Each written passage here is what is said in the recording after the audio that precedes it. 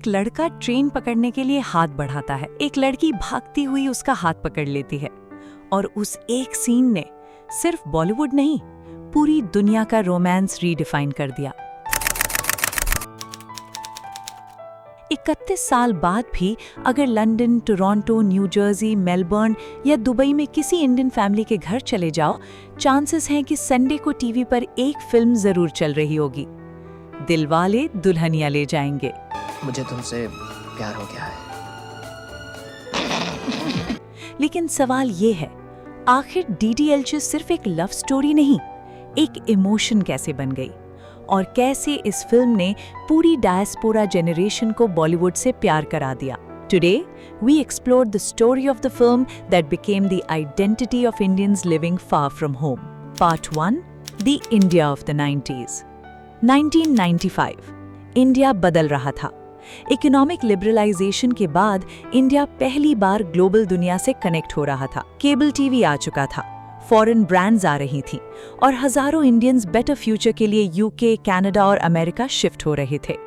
लेकिन एक प्रॉब्लम थी, फॉरेन कंट्रीज में सेटल इंडियंस के पास पैसा था, सक्सेस थी, पर उनके बच्चों के पास इंडिया का इमोशनल कनेक्शन धीरे धीरे कम हो रहा था। बॉलीवुड उस टाइम तक या तो प्योर देसी था या ओवर ड्रामेटिक। फिर आए डायरेक्टर आदित्य चोपड़ा। सिर्फ 23 साल के एक फिल्म मेकर ने सोचा, व्हाट इफ एक ऐसी लव स्टोरी बनाई जाए जो यूरोप में सेट हो लेकिन दिल से पूरी इंडियन हो। And that idea became Dilwale Dulhania ले जाएंगे। Part 2, why DDLJ felt different.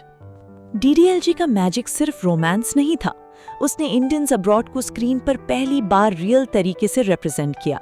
राज और सिमरन फॉरेन में रहते हैं, इंग्लिश बोलते हैं, यूरोप ट्रैवल करते हैं, लेकिन घर के अंदर इंडियन वैल्यूज फॉलो करते हैं। ये एग्जैक्टली वही कॉन्फ्लिक्ट था जो एनआरआई फैमिलीज रियल लाइफ में फील करती थी। Outside western lifestyle, inside Indian emotions. Like we were not there when it got released because it's so old as per our generation. But we never got a chance to watch it on a big screen. We always watch on TVs or mobile phones and all. But this experience is really great. Like goosebumps are there when we like watch these scenes on the big screen. सिमरन के father Baldev Singh वो London में रहते हैं, पर दिल पंजाब में बसा हुआ है। उनका कैरेक्टर डायस्पोरा पेरेंट्स का सिंबल बन गया, उन लोगों का जो बॉडी से अब्रॉड थे पर सोल से इंडिया में। And then came Raj. Cool, charming, westernised but deeply respectful. 1990s Bollywood heroes या तो माचो होते थे या ट्रैजिक। राज ने रोमांस को प्लेफुल बना दिया। वो लड़की को भगाकर नहीं, उसके फैमिली का दिल जीतना चाहता था। This changed Bollywood romance forever. Part 3, the iconic symbols of DDLJ. DDLJ एक फिल्म नहीं थी, मेमोरी मशीन थी। हर फ्रेम एक कल्चरल सिंबल बन गया।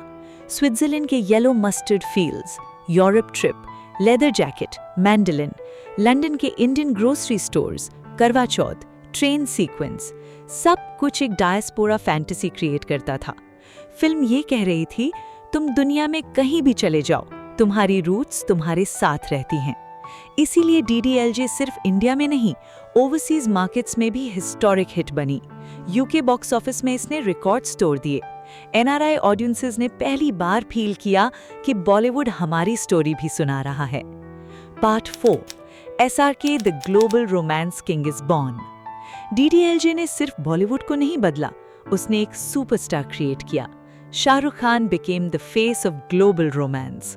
Before DDLJ SRK anti hero roles कर रहे थे, बाजीगर, डर, अंजाम, लेकिन राज मल्होत्रा ने उन्हें दुनिया का अल्टीमेट रोमांटिक हीरो बना दिया। एनआरआई ऑडियंसेस स्पेशली एसआरके से कनेक्ट हुई बिकॉज राज परफेक्ट था, मॉडर्न भी, इंडियन भी, फनी भी, इमोशनल भी। यही रीजन है कि मिडिल ईस्ट से लेकर जर्मनी तक SRK became the international face of Bollywood. And honestly, without DDLJ, there is no global Shah Rukh Khan phenomenon. Part 5, why NRI households rewatch DDLJ? अब सवाल ये है, आखिर NRI households में DDLJ इतनी rewatch क्यों होती है? Because for many families, DDLJ is home. Imagine, आप कनाडा में बॉर्न हुए हो, आप इंडिया को सिर्फ समर वेकेशंस में देखते हो, लेकिन DDLJ आपको एक इमोशनल इंडिया दिखाती है। Fields, festivals, joint family, parents की एक्सपेक्टेशंस, शादी का एक्साइटमेंट, ये फिल्म नॉस्टैल्जिया क्रिएट करती है, even for people who never actually lived in India. That's the genius of DDLJ. It sold emotion, not geography. Part 6, The Cultural Impact. DDLJ के बाद Bollywood permanently change हो गया। Suddenly NRI centric stories trend बन गई। कभी खुशी कभी गम, कल हो ना हो, नमस्ते लंदन, वीर ज़ारा, सब फिल्म्स समवेयर DDLJ के DNA से इंस्पायर्ड थीं। इवन बॉलीवुड वेडिंग्स चेंज हो गईं, फैशन चेंज हो गया, हनीमून डेस्टिनेशंस चेंज हो गए। स्विस टूरिज्म इंडिया में एक्सप्लोड कर गया। राज और सिमरन became cultural icons. And Mumbai's famous Maratha Mandir theatre DDLJ को decades तक continuously चलाता रहा, because people weren't just watching a film, they were revisiting memories. Part 7, Criticisms and Modern Debate. Of course, आज की generation DDLJ को differently भी देखती है।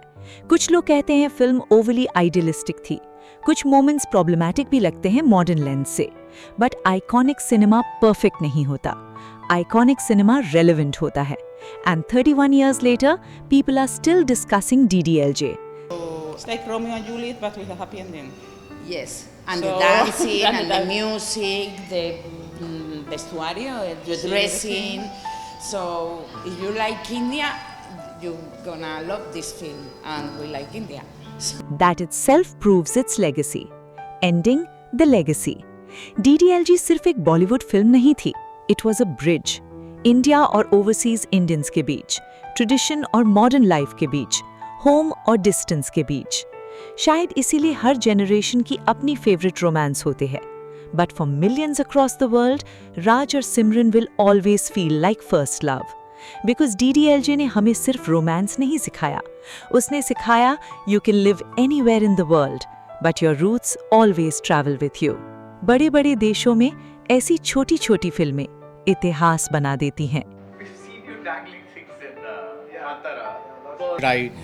The modern generation is saying, like, I want to do my own thing, but the older generation is saying, you have to do what we want you to do. So I think that film kind of captures that conflict of, I want to do this, but my parents want me to do that. And though India may no longer be that, I think that film kind of captures that conflict, and there's a point in time that people look back to, and I think that's reflected in the movie. It's become a kind of a cultural monument, and I think people want to kind of say, I went and saw DDLJ in the theatre, and I think it's just going to keep going. And plus, the ticket rates are really reasonably priced, so I don't think it's a huge expense on people. So I think it's just going to be